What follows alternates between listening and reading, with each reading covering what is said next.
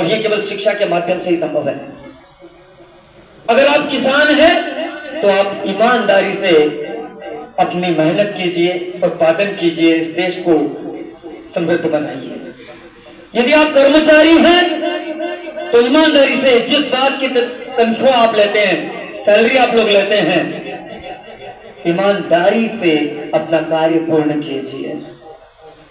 मन में ये इच्छा मत रखिए कि शासन तो मुझे 80,000, 50,000, 60,000, 90,000, 1 लाख दे रही है, लेकिन साथ में लोगों से भी मुझे मिल जाए रिश्वत के रूप में।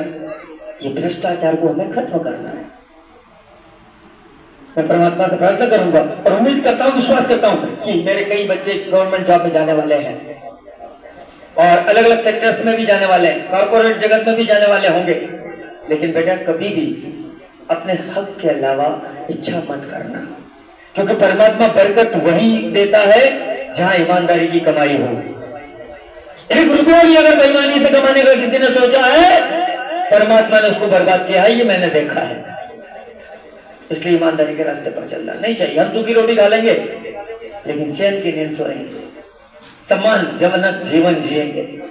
ये डर मन में पालकर नहीं जिएंगे कि अगर पकड़ में आ गए तो क्या होगा, जेल हो जाएगी, नौकरी चली जाएगी। तो ईमानदारी से, तो राष्ट्र का प्रत्येक व्यक्ति यदि अपनी जिम्मेदारी समझ करके और ईमानदारी से यदि काम करता रहे तो हम सब देश सेवक है, देशभक्त हैं और निश्चित रूप से देश को हम विकसित करेंगे।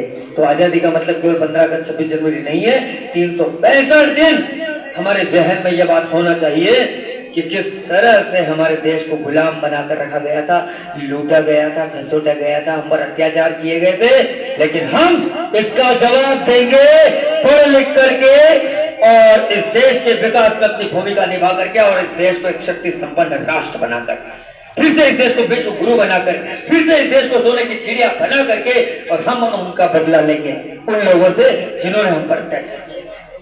हो सकता है ना?